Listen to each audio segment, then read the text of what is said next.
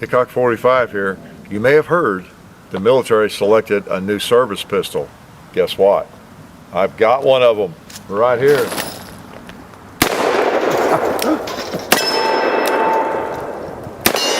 Yeah, it works too.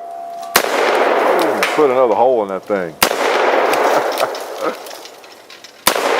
Nice. Click. Oh yes, big 45. A lot of people are happy to see the return to the 45. Let's up it and take a look at it. Yes, new service pistol. You were wondering what it was going to be, didn't you? Weren't you? Well, I guess it's the new service pistol. I mean, it says new service right there. So I'm assuming this is the new pistol chosen by the U.S. military. Okay, what do you think about that?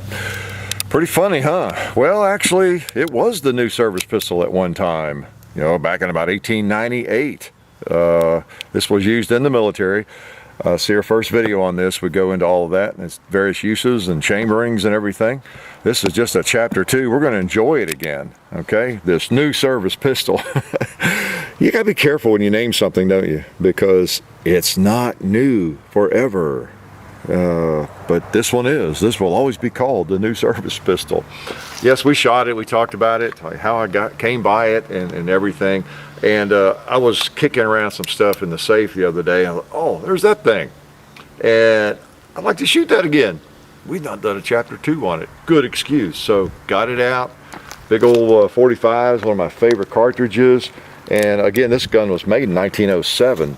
So we probably should not be firing it, right? 1907. That's almost 100 years old, right? But it still fires the good old 45 tree, but it's a nice big old pistol. Let's see if we can hit anything with it.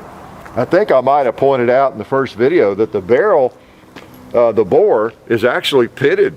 It's not horrible, but it's pitted.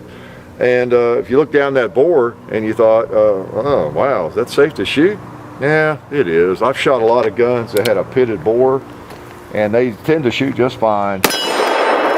Now, if you're trying to pick off fleas at 300 yards, I don't know, maybe it would not be good.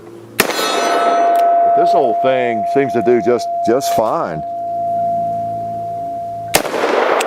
Hey, it'll even pick off a 2-liter if I can do it, which I can't always do it. Oh, another round or two. Let's try that other 2-liter while I'm able to hit something. Oh man, this thing is a tack driver. See if I can pick off that piece of a pot there. I'll tell you, you could do worse. It's a big old gun, and you got to take a really fine bead. Notice the rear sight, that adjustable rear sight. You know how you adjust that rear sight? You're with your eyeballs, right? Same way you adjust the front sight. You call somebody, a friend up in Kentucky, and ask them if you can use Kentucky windage, you know, because they have the license on that. And if they say yes, you're free. You can use Kentucky windage. Fortunately, you don't have to use too much Kentucky windage. It shoots right on, except that you do need to get a really fine bead on that thing. Put the top of that front sight down in that groove. Let's shoot something different. We've got, what did we have from Federal? We've got some 225 grain semi-wad cutters. They seem to do fine too. They're lead bullets, which I kind of prefer in a 45 Colt, but anything that's big enough and the correct chambering is fine with me. Let's try a pot left-handed there. Oh, got him. I mean, that's an easy shot. I'm not showing off. I'm just messing around. Messing around. You know me. Boom. Let's try a limb on that tree. Yeah, see if the 45 will knock it around. Tends to do that, doesn't it? Yeah. Should hear a click. Yeah. Okay. This is a neat old gun. Like I said, I wanted to get it back out. And I didn't want to do it and not invite you guys to see it again.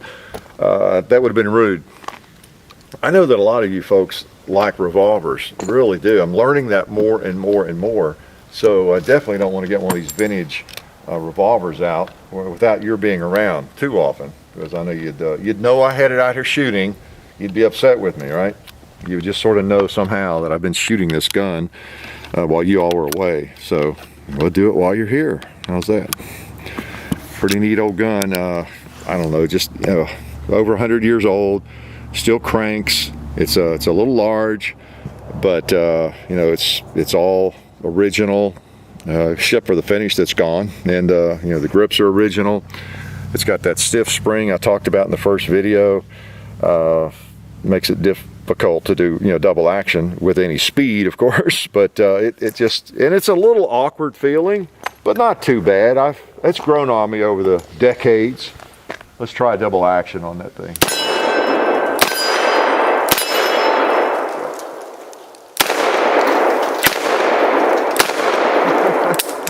So I mean, it'll work. It kicks a little bit, but not too bad. It's not a 44 Magnum, it's a 45 Colt. Let's go back to some of these 225 grainers. Ooh, hollow point. Ooh, especially dangerous. Those should be outlawed. Nothing worse than a dangerous bullet. So yeah, I just want to shoot a little bit and enjoy this thing on a pretty day. A little chilly, but it's a pretty day. Let's go on across the hill. Let's wake up the gong with this vintage revolver.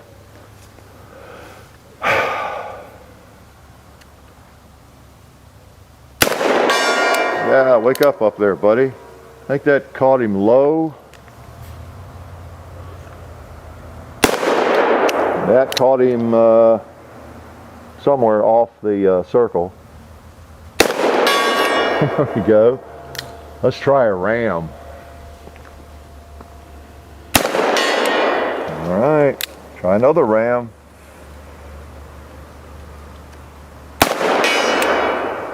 I think it went low. We got another cartridge. Bullet. A little higher. All right. Yeah, this might be my new hunting revolver. Actually, I don't hunt, but if I did, I might just carry that. I don't know if you have any old guns or not, but there's a special, appeal, well, just to the old guns in general, but especially if you can take it out and shoot it. And in a lot of ways, guns like this are more appealing to me than one that would be in pristine condition.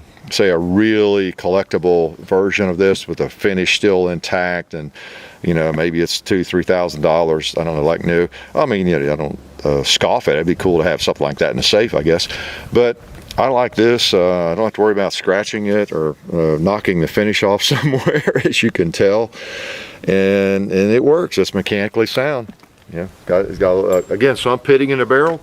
Don't let that scare you too much if you're looking at old guns like this as shooters. It doesn't seem to really affect them that much. It really does. As long as there's some rifling in there, they tend to do just fine.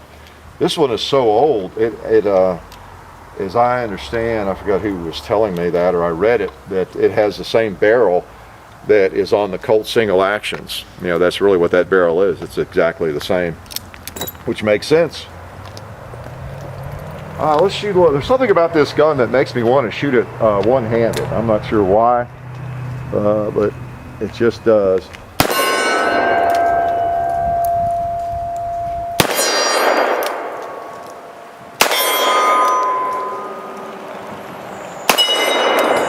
It's pretty hard.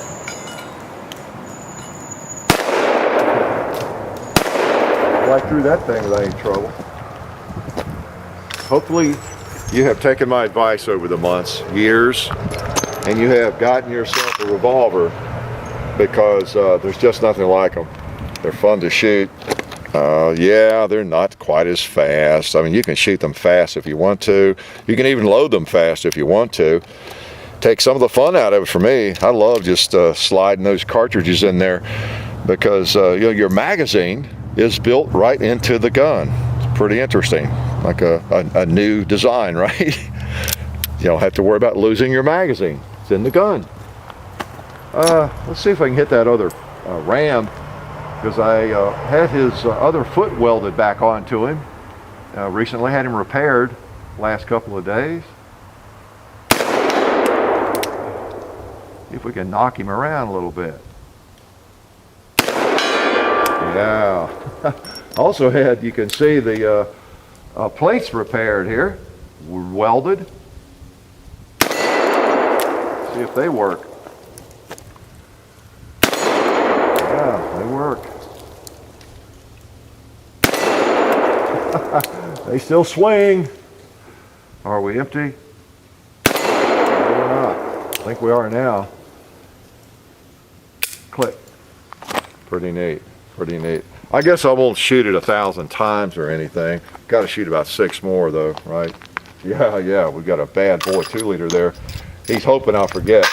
What should we shoot him with? Let's shoot him with some jacketed ammo. I usually wrap up with jacketed rounds, just in case I got a little bit of lead in the bore. Yeah, good old new service revolver. Interesting old gun. Good size, no doubt about that. Let's take this guy out. Let him know he's not going to be forgotten. Oh, yeah. How about that wooden box? Splinter him a little bit. Just goes through it. Propane tanks.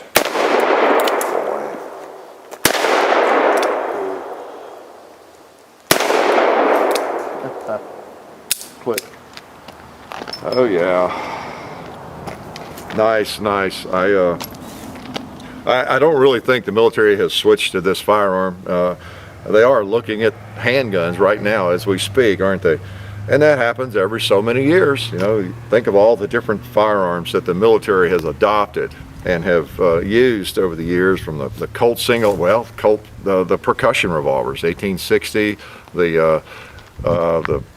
I don't know if the 51 Navy was ever officially adopted, but the 1860 percussion, and then right on up through the Colt single action, 73, the revolvers, the double action revolvers, and the 1890s, well, there was a 38, and then 45s, and then these were converted to 45 ACP for World War I, and even in World War II, I think some of them, and then some were even carried in 45 Colt if they needed to be. So just a lot of history with these things, a big part of American history, and other countries, you know, in England too, with the Webleys and just big old revolvers like this. So much history with them, and in the military and outside the military, and just fun to shoot. They're not magnums in 45 Colt, you know, or even 45 ACP, but just fairly large, heavy revolvers that are not punishing. You know, sometimes we make the mistake, I think. Many of us got to have a 454 or a 44 Magnum or a 500, and those are fine. You know, we've shot them here, got some of that stuff. But if you really want to have fun enjoying revolvers of any kind, maybe you don't want a barn burner round. You know, you want something that's a little bit more pleasant to shoot. And this is one of them. It's a classic that I just love getting these things out. And I'm glad you could be here with me, and you wanted to be mad because you weren't. Life is good.